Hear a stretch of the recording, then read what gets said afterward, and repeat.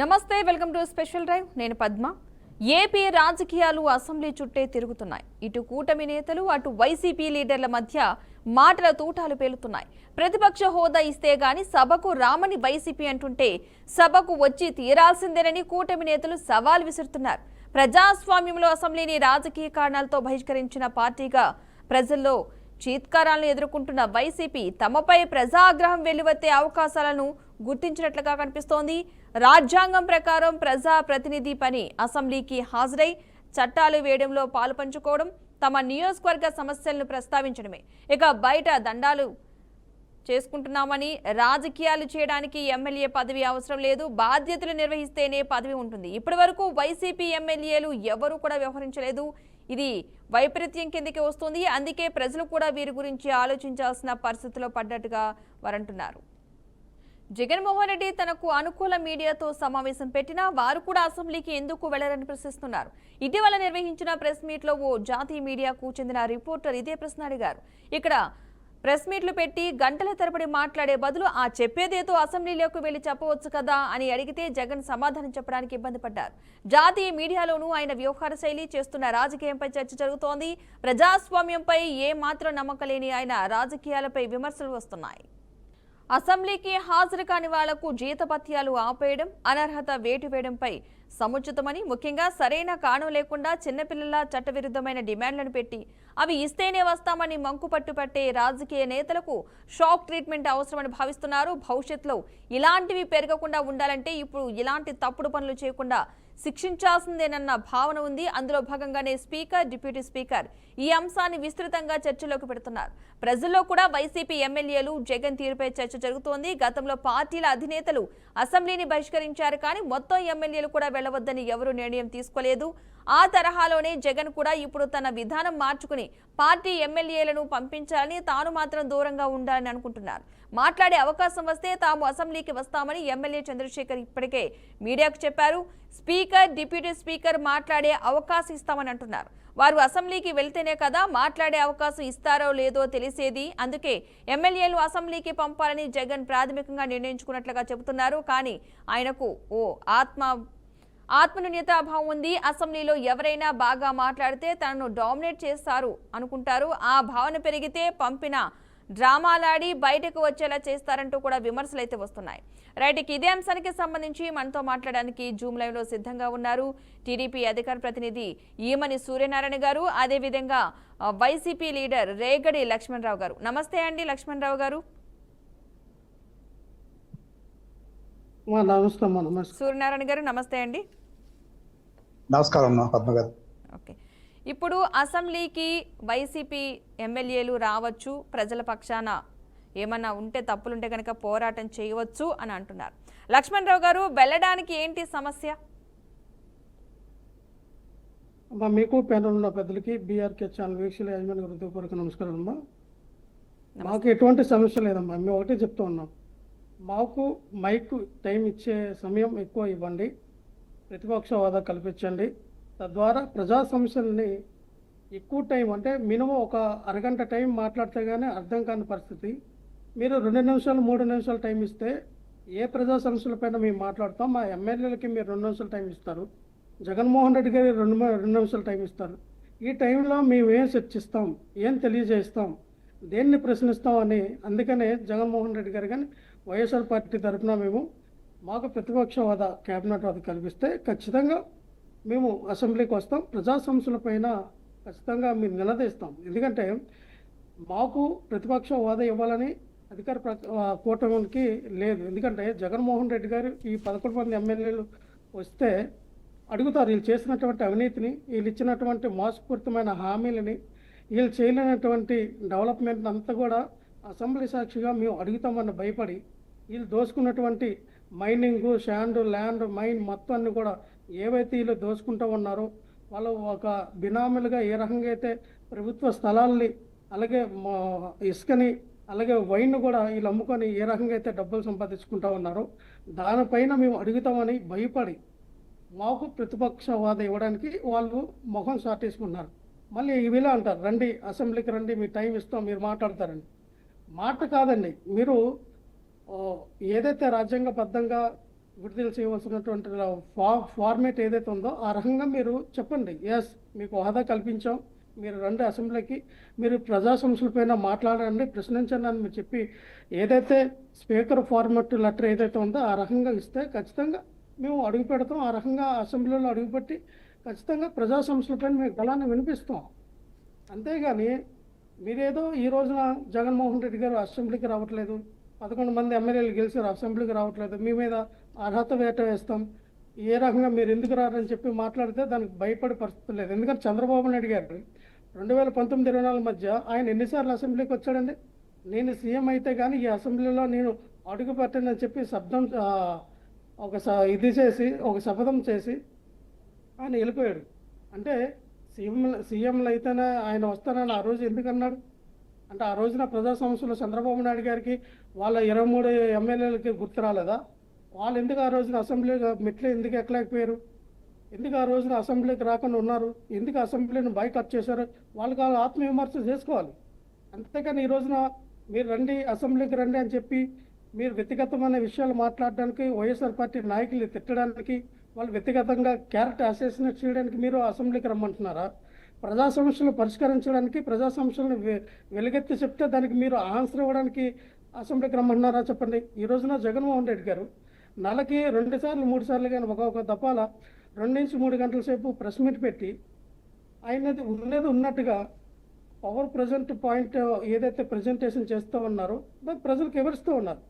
మా హయాంలో జీడిపి ఎంత పెరిగింది, మా హయాంలో జిఎస్టీ ఎంత వసూలు చేశాము, స్థూల ఉత్పత్తి నంబర్ 1, తలసరి ఆదాయం కూడా నంబర్ 1 స్థానానికి తీసుకొచ్చాము, మా హయాంలో ఏ రకంగా అయితే ఈ ఆంధ్రప్రదేశ్ రాష్ట్రాన్ని డెవలప్మెంట్ చేసాము మీకు చెప్పాం. ఏ రకంగా ఇగో జగన్మోహన్ రెడ్డి గారు అధికారంలోకి రాగానే 32 లక్షల ఇళ్ల పట్టాలు అనేది పేద బడుగు బలహీన వర్గాలకి ఇవ్వడం జరిగింది. 22 లక్షల ఇల్లు కంప్లీట్ అయినాయి. అలాగే ఏవైతే మేము చెప్పి ఉన్నామో రైతు భరోసా కేంద్రాలు 10,000 పైగా కట్టాము. అలాగే హెల్త్ క్లినిక్లు 12,000 కట్టాము. అలాగే ఏవైతే ఈ రోజున మనం చెప్తుంటే సచివాలయాలు 15,000 సచివాలయాలు తీసుకొచ్చాము. 2,43,000 సచివాలయ ఉద్యోగస్తులు శాశ్వత ఉద్యోగాలు ఇచ్చాము. 2,50,000 వాలంటీర్ ఉద్యోగాలు తీసుకొచ్చాము. 5 లక్షల గవర్నమెంట్ ఉద్యోగాలు ఇచ్చాము. 35 లక్షల ప్రైవేట్ ఉద్యోగాలు ఇచ్చాము. 15,000 ప్రైవేటు పరిశ్రమలు తీసుకొచ్చాము. అలాగే ఎంఎస్ఎంఈ ద్వారా దాదాపుగా మరి 12,000 యూనిట్లు అనేది మేము తీసుకురావడం జరిగింది. 1,00,000 కోట్ల రూపాయలు ఏవైతే మనకి గ్రౌండ్ చేసాము పెట్టుబడుల ద్వారా, ఇవన్నీ కూడా జగన్మోహన్ రెడ్డి గారి హయాంలో చేసినట్టు. ఇవి 10 ఫిషింగ్ హార్బర్లు, 4 పోర్ట్లు, 6 ఫిషింగ్ ల్యాండ్ సెంటర్లు, అలాగే చెప్పుకెళ్తే ఒకటి కాదు ప్రతిది కూడా జగన్మోహన్ రెడ్డి గారి హయాంలో ఆంధ్రప్రదేశ్ రాష్ట్రం సముద్ర తీర ప్రాంతం పాటుగా అన్ని కూడా అభివృద్ధి చెందినాయి. ఈ రోజున ఉద్దానం లాంటి కిడ్నీ సమస్య బారిన పడినటువంటి ఆ ప్రాంతాన్ని 700 కోట్ల రూపాయలు అక్కడ ఖర్చు పెట్టి అక్కడ కిడ్నీ రీసెర్చ్ సెంటర్ కానీ, వాటర్ ప్యూరిఫైడ్ ప్లాంట్ కానీ ఇవన్నీ కూడా నిర్మించారు. ఎవరు నిర్మించారు? జగన్మోహన్ రెడ్డి గారే కదా. ఈ రోజున 17 మెడికల్ కాలేజ్ తీసుకొచ్చి అందులో 7 మెడికల్ కాలేజ్ని పూర్తి చేసి ఈ రోజున 750 మెడికల్ సీట్లు తీసుకొచ్చి అక్కడ టీచింగ్ జరుగుతూ ఉంది, వైద్యం జరుగుతూ ఉంది. ప్రొఫెసర్స్, అలాగే అసిస్టెంట్ ప్రొఫెసర్స్, అలాగే పిహెచ్డి విద్యార్థులు అందరూ కూడా ఆ యొక్క కాలేజీలు కంటిన్యూ అవుతూ ఉన్నాయి. ఒకటే చెప్తున్నామండి, ఇంకొక 5,000 కోట్ల రూపాయలు మీరు ఖర్చు పెడితే మిగతా 10 మెడికల్ కాలేజీలు కూడా కంప్లీట్ అవుతాయి. ఎందుకు మీరు 5,000 కోట్లు ఖర్చు పెట్టట్లా? 1,00,000 కోట్లు ఖర్చు పెట్టి అమరావతిని మేము రాజధానికి కడతామని నిర్ణయించుకున్నటువంటి చంద్రబాబు నాయుడు గారు 5,000 కోట్లు ఖర్చు పెడితే ఈ యొక్క 17 మెడికల్ కాలేజీలో రేపొద్దున రాబోయే తరాలకి 1,50,000 కోట్ల రూపాయలు సంపదగా నిలబడుతుంది. ఈ సంపదను ఎందుకు మీరు కాపాడుకోలేకపోతూ ఉన్నారు? అంటే 1,00,000 కోట్లు, 2,00,000 కోట్లు, 3,00,000 కోట్లు ఖర్చు పెట్టి మీరు 20,000, 30,000, 1,00,000 ఎకరాలు సేకరించి అక్కడ ఒక నగరాన్ని మీరు కడితే మీరే అన్నారు రేపొద్దున 20 సంవత్సరాలు 30 సంవత్సరాల తర్వాత అది ఒక మున్సిపాలిటీ అవుతుందని. లేదు, 1,00,000 ఎకరాలు అయితే పెద్ద మున్సిపాలిటీ అవుతుంది. అంటే మీరు ఇన్ని లక్షల కోట్లు ఖర్చు పెట్టి ఒక మున్సిపాలిటీ నగరము, పెద్ద బిగ్ మున్సిపాలిటీ కార్పొరేషన్ స్థాయి నగరం నిర్మించడానిక? అంటే ఆంధ్రప్రదేశ్ రాష్ట్ర మూలాలు దెబ్బతీసి 3 ప్రాంతాలు అభివృద్ధి చెందకుండా, ఇటు రాయలసీమ ఉన్నాయండి, ఇటు ఉత్తరాంధ్ర ఉన్నాయండి. అంటే ఆంధ్రప్రదేశ్లో 7 జిల్లాలు వెనకబడిన జిల్లాలు ఉన్నాయి. మా 4 రాయలసీమ, 3 ఉత్తరాంధ్ర జిల్లాలు. ఈ 7 జిల్లాలు లక్ష్మణరావు గారు కంటిన్యూ చేద్దాం.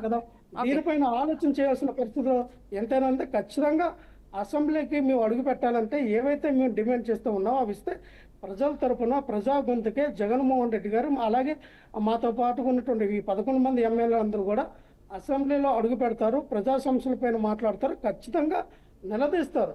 ఎస్, మీరు ఎందుకు ప్రతిపక్ష హోదా ఇవ్వడానికి ఎందుకు భయపడతా ఉన్నారు అనేది చంద్రబాబు నాయుడు గారు ఆయన కూటమి ప్రభుత్వం ఉన్నటువంటి నాయకులు ఆలోచించాలి. ఓకే ఓకే సూర్యనారాయణ గారు, మీరు చెప్పండి. అసెంబ్లీలో అడుగు పెట్టాలంటే ప్రతిపక్ష హోదా ఇవ్వండి, ఖచ్చితంగా మాట్లాడడానికి కూడా తగిన సమయం ఇస్తే కనుక మేము రావడానికి సిద్ధంగా ఉన్నామని చెప్తున్నారు. సో దీనికి సంబంధించి మీరేమంటారు? పద్మ గారు, మీకు ప్యానెల్లో ఉన్న లక్ష్మణరావు గారికి, బీఆర్కే న్యూస్ వ్యూవర్స్ కి శుభ మధ్యాహ్నం అండి. ఇక్కడ ఒక విషయం గమనించినట్లయితే, తాను పట్టిన కుందేలుకి మూడే కాళ్ళు అన్న చందంగా వైసీపీ వ్యవహార ధోరణి అనేది మనం 24లో ఓడిపోయిన దగ్గర నుంచి వాళ్ళ వ్యవహార శైలి చూస్తున్నాం. ఇప్పుడు గత అసెంబ్లీలో జగన్మోహన్ రెడ్డి గారు కానీ, ఆయన మంత్రివర్గ సహచరులు కానీ, 151 మంది ఎమ్మెల్యేలు కానీ, ఎప్పుడు మీరు గత అసెంబ్లీ రికార్డులు వీడియోస్ చూసినా కూడా 151 సీట్లు ఇక్కడ, 151 సీట్లు ఇక్కడ, ప్రజాస్వామ్య ఆమోదం అంటూ చాలా వెటకారంగా, వెగతాళిగా ఆయన ఎమ్మెల్యేలు, మంత్రివర్గ సహచరులు ఎన్ని అవమానకరమైనటువంటి వ్యాఖ్యలు మాట్లాడినా మా 23 మంది సభ్యులు కూడా అసెంబ్లీకి అటెండ్ అయ్యారు. ఫస్ట్ ఆఫ్ ఆల్ అందులో సరే 4 సభ్యులు అటు పార్టీ మారారు, వాళ్ళ ఇష్టమై మారారు, తప్పు లేదు. 19 మంది ఉన్నారు. ఒక సందర్భంలో జగన్మోహన్ రెడ్డి గారు చంద్రబాబు నాయుడు గారిని తండ్రి సహచరుడు, తండ్రి స్థాయి వ్యక్తి, తండ్రి వయసు ఉన్న వ్యక్తిని పట్టుకుని, నీకు ఇంకొక 2 సీట్లు పీకేస్తే నువ్వు అసెంబ్లీలో ప్రతిపక్ష హోదా కూడా పోతుంది, ఖబర్దార్ అంటూ చంద్రబాబు గారిని ఆయన్ని ఉద్దేశించి మాట్లాడింది. మరి లక్ష్మణరావు గారు గారి వాళ్ళ పార్టీ సభ్యులు కానీ చూశారో లేదో గుర్తు తెచ్చుకోవాలి. అంటే దాని ఉద్దేశం ఏంటి? 19లో 2 సీట్లు పీసేస్తే 17 సీట్లు ఉంటాయి, అంటే 175కి 10%, 18 లేకపోతే ప్రతిపక్ష హోదా పోతుందనేది జగన్మోహన్ రెడ్డి గారికి, ఆయన పార్టీ ఎమ్మెల్యేలకి, ఆయన పార్టీ క్యాడర్కి విదితమే. మరి అటువంటి మాట మాట్లాడినటువంటి వ్యక్తులు ఇవాళ 11 సీట్లతో ప్రతిపక్ష హోదా ఇస్తేనే వస్తాం అంటూ, చిన్నపిల్లలు కనుక స్కూల్లో వెళ్ళేటప్పుడు, కొత్తలో స్కూల్ చేర్చినప్పుడు నాకు లాలీపాప్ కొని పెడితే వెళ్తా, సైకిల్ మీద తీసుకెళ్తే వెళ్తా, బైక్ మీద తీసుకెళ్తే వెళ్తా అంటూ మారం చేసిన విధంగా ఉంది. ఒక పాయింట్. రెండో పాయింట్ చూస్తే, అసెంబ్లీలో ప్రజలు ఓటు వేసి తనకి రిప్రజెంటేటివ్ గా ఆ నియోజకవర్గ ప్రజలు అందరూ కలిసి గెలిపిస్తారు ఒక వ్యక్తిని మెంబర్ ఆఫ్ లెజిస్లేటివ్ అసెంబ్లీగా. అంటే వాళ్ళ భావన ఏంటి?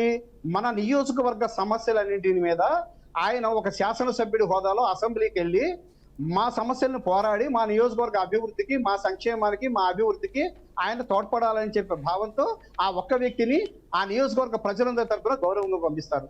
ఫస్ట్ వీళ్ళు ప్రజాస్వామ్యం ఇవన్నీ పక్కన పెట్టి, ప్రజాస్వామ్యయుతంగా ఏ ప్రజలైతే వీళ్ళని శాసనసభ్యులుగా గెలిపించారో ఆ సభ్యుల పట్ల గౌరవ భావం ఉందా లేదా, ఆ ఎన్నిక పట్ల ప్రజాస్వామ్య విధానంలో వాళ్ళకి అంకిత భావం, గౌరవ భావం ఉంటే ముందు వాళ్ళు వచ్చి వాళ్ళ నియోజకవర్గ సమస్యల మీద పోరాడాల్సినటువంటి ఆవశ్యకత ఉంది. అది వదిలేసి ఇలా మాట్లాడడం అనేది ప్రజలందరూ గమనిస్తున్నారు. ఇంకొక విషయం ఏంటంటే అండి, ఇక్కడ చంద్రబాబు నాయుడు గారు శాసనసభకి ముఖ్యమంత్రి అయితే వస్తానన్నారు, వెళ్ళిపోయారని చెప్పి అంటున్నారు. మీకు ఒక విషయం గమనించాలి. గత అసెంబ్లీ సెషన్ లో 2 సార్లు మా సభ్యులందరినీ మార్షల్స్ చేత బయటికి గెంటిస్తే శాసనసభాపక్ష నాయకుడిగా, తెలుగుదేశం పార్టీ శాసనసభాపక్ష నాయకుడిగా చంద్రబాబు గారు ఒకరే ఉదయం నుంచి సాయంత్రం దాకా అసెంబ్లీలో ఉండి వీళ్ళ వెటకారపు నవ్వులని, వ్యాఖ్యానాలని అన్నింటినీ కూడా సమర్థవంతంగా ఎదుర్కొని ఆయనకి ఇచ్చిన సమయంలో సమస్యల మీద, ప్రజా సమస్యల మీద పోరాడినటువంటి విషయం కూడా ఇక్కడ గుర్తు చేసుకోవాలి. అదే విధంగా ఎప్పుడైతే భువనేశ్వరి గారిని తొలనాడిని మాటలు మాట్లాడారో ఆ రోజున శపథించేసి వెళ్ళిపోయారు. కానీ ఆయన ఒక్కడే సభ నుంచి నిష్క్రమించిన అప్పటికి ఒక 6 నెలలే ఉంది ఎన్నికల టైం. ఆయన వెళ్ళిపోయినా మిగిలిన సభ్యులందరూ కూడా ప్రజలు ఇచ్చినటువంటి విలువని కాపాడుతూ, ప్రజాస్వామ్యాన్ని గౌరవిస్తూ శాసనసభకు అటెండ్ అయ్యి ఎన్ని అవమానాలు, ఎన్ని అభ్యంతరకర వ్యాఖ్యలు మాట్లాడినా కూడా ఆ రోజున శాసనసభకు అటెండ్ అయినటువంటి వాళ్ళు మా తెలుగుదేశం శాసనసభ్యులు. ఇప్పుడు మీరే కాదు, ఛానల్స్ వాళ్లే కాదు, వాళ్ళ సాక్షి ఛానల్ కూడా, అన్ని సాక్షి పేపర్ కానివ్వండి, ప్రజలందరూ కూడా దేశవ్యాప్తంగా అసెంబ్లీ సమావేశాలను ఎప్పుడైతే లైవ్ టెలికాస్ట్ లో బ్రాడ్కాస్ట్ అవుతున్నాయో, కూటమి ప్రభుత్వం వచ్చిన తర్వాత 2014, 2024 జూన్ నుంచి అసెంబ్లీ సమావేశాలు గమనిస్తున్నారు. ఎక్కడైనా గత 5 సంవత్సరాల ధోరణి అసెంబ్లీలో కనబడుతుందా? వెటకారపు మాటలు కానీ, వెక్కిరింతలు కానీ, ఎగతాళి చేయడం కానీ, దుర్భాషలు కానీ, బూతులు కానీ అలాంటివి అసెంబ్లీలో ఉన్నాయా? కేవలం ప్రజా సమస్యల మీద చర్చిస్తున్నారు. అయినప్పటికీ స్పీకర్ గారు, డిప్యూటీ స్పీకర్ గారు మీకు హామీ ఇచ్చారు. ఏమని హామీ ఇచ్చారు? ఖచ్చితంగా మీకు వాల్యుబుల్ సమయం ఇస్తాము, మీరు రండి అని. అసెంబ్లీ రావడానికి అభ్యంతరం ఏంటండి? అభ్యంతరం ఏంటంటే ఒకటే మాట, వీళ్ళకి జగన్మోహన్ రెడ్డి గారికి ఏం కావాలంటే శాసనసభ పక్షాన ప్రతిపక్ష హోదా కనుక ఇచ్చినట్లయితే క్యాబినెట్ ర్యాంక్ మినిస్టర్ ఉంటుంది, ఆ మినిస్టర్కి వచ్చే హోదాలు వస్తాయి, అవకాశాలు దర్పం వస్తుంది. దాన్ని కావాలే కానీ ప్రజల కోసం పోరాడాలనేటువంటి చిత్తశుద్ధి ఆయనకి కానీ ఆయన టీముకి కానీ లేదు. ఇది జగద్విదితం. ఇవాళ రాష్ట్రంలో సామాన్య ప్రజలు, నిరుద్యోగులు కావచ్చు, చదువుకున్న వాళ్ళు కావచ్చు, చదువుకోని వాళ్ళు కావచ్చు, విద్యావంతులు కావచ్చు, మహిళలు కావచ్చు, రైతాంగం కావచ్చు, శ్రామికులు, కార్మికులు, కర్షకులు, ఉద్యోగస్తులు, ప్రతి ఒక్కళ్ళు ఇదే చర్చ చేస్తున్నారు. ముందు ప్రతిపక్ష హోదా అనే మాటని పక్కన పెట్టి అసలు ఆయనకి ఇన్ని విషయాలు మాట్లాడతాడు, ప్రతిపక్ష హోదా 11 సీట్లకు రాదని తెలియదా? ఒక పాయింట్. తెలిసి ఎందుకు ఇలా పేచీ పెట్టి, మడత పేచీ పెట్టి ఈ విధంగా ఆయన వ్యవహరిస్తున్నారు? రెండో పాయింట్, ప్రతిపక్ష హోదా పక్కన పెట్టి అసెంబ్లీకి వెళ్ళడానికి ఆయనకి ఎమ్మెల్యేలు ఉన్నటువంటి భయం ఎందుకు అంటే, వాస్తవం ఏంటంటే అండి, గత 5 సంవత్సరాల్లో జరిగినటువంటి రకరకాల కుంభకోణాలు ఇవాళ పోర్టల్లో రోజు రోజుకి తవ్విన కొద్దీ పుట్టలుగా వస్తున్నాయి. ఒక మద్యం స్కామ్ తీసుకుంటే ఇవాళ ఎన్నో వాస్తవాలు బయటపడుతున్నాయి. వీటి మీద అసెంబ్లీలో చర్చ జరిగినప్పుడు ఏం మాట్లాడాలో, ఏం సమాధానం చెప్పలేనటువంటి దౌర్భాగ్య స్థితిలో వైసీపీ పరిస్థితి ఉంది. అంతే విధంగా కాకుండా ఇందాక సోదరుడు చెబుతున్నాడు ఎన్నో చేసామని. ఏమండి, 15,000 పరిశ్రమలు తెచ్చామంటున్నా. ఆ 100 పరిశ్రమలు పక్కన పెట్టి 45 సంవత్సరాలుగా నెల్లూరు జిల్లాలో ఉన్నటువంటి గల్లా జయదేవ్ గారికి ఉన్నటువంటి బ్యాటరీస్ పరిశ్రమ ఏదైతే ఉందో, రాజశేఖర రెడ్డి గారి అంటే జగన్మోహన్ రెడ్డి గారి తండ్రి కూడా ముఖ్యమంత్రిగా ఉన్నప్పుడు ఆ సంస్థలో పొల్యూషన్ కనపడలా. కానీ జగన్మోహన్ రెడ్డి గారికి ఆ పొల్యూషన్ కనపడి వాళ్ళకి ఉన్నటువంటి మైత్రి ఒప్పందం మేరకు పక్క రాష్ట్రానికి తరలించేదాకా నిద్రపోకుండా వాళ్ళని వేధించి ఆ ఫ్యాక్టరీని తీసేసి 5,000 మంది పొట్ట కొట్టింది జగన్మోహన్ రెడ్డి గారి ప్రభుత్వం కాదా? లూలు గ్రూపుని కేటాయించకుండా పంపించింది కాదా?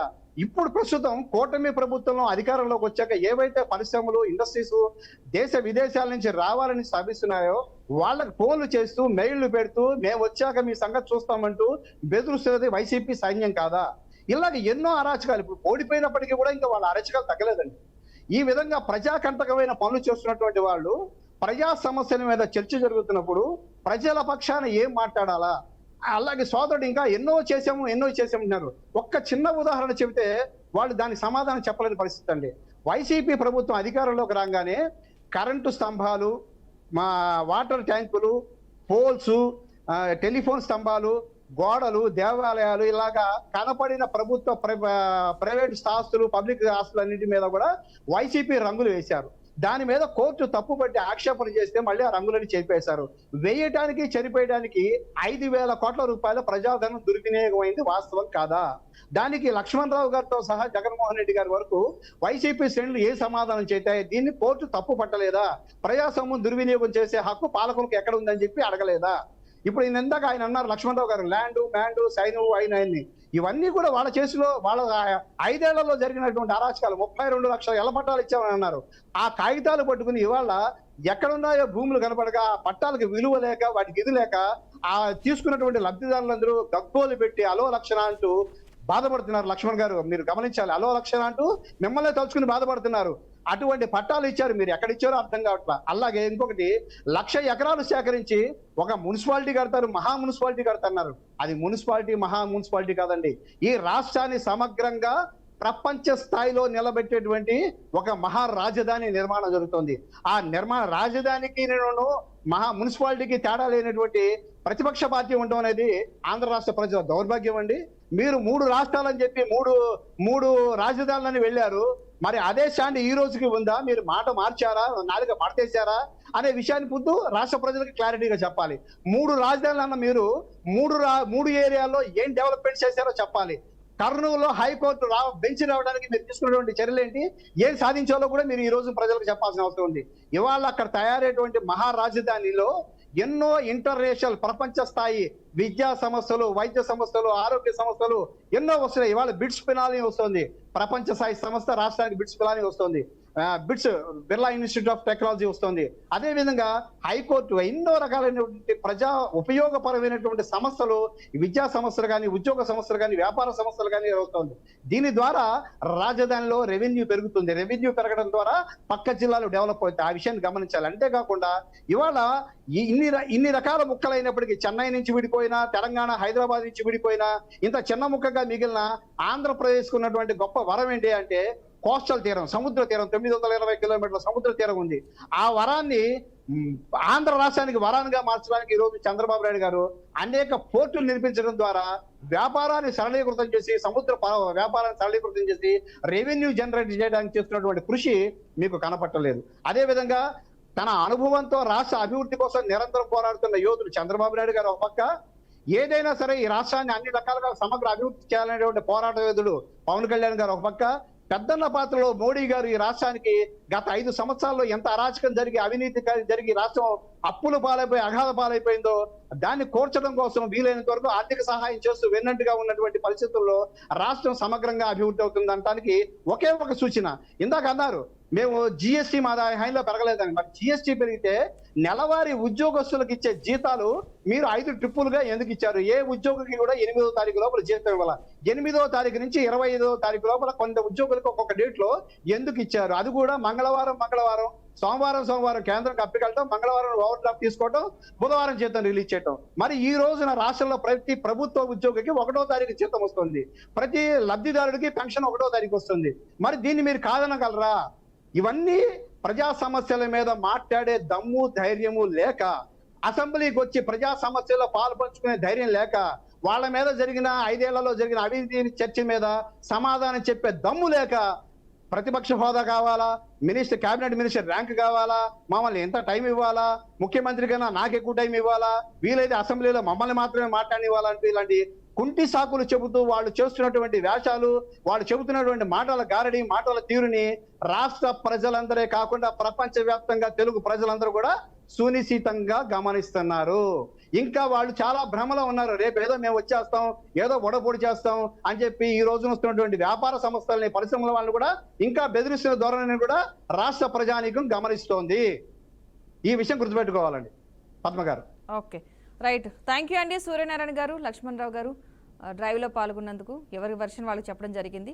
రైట్, చూద్దాం ఇంకా అసెంబ్లీకి సంబంధించి నిజంగానే వైసీపీ నేతలు హాజరవుతారా లేదా అన్నది తేలనుంది. ఒకవేళ నిజంగానే ప్రతిపక్ష హోదా ఇస్తేనే వస్తారా? ప్రజల సమస్యలపై నిజంగా పోరాటం చేయడానికి ప్రతిపక్ష హోదా అనేది నిజంగానే అవసరమా? లేదంటే ఆ హోదా లేకుండా వీళ్ళు ప్రజా సమస్యలపై పోరాటం చేయలేరా, చేస్తారా? లేదా నిజంగా ఆ హోదా కావాలా అన్నది త్వరలోనే తేలనుంది. ఇది వాళ్ళ special drive. Keep watching BRK news Telugu సత్తా.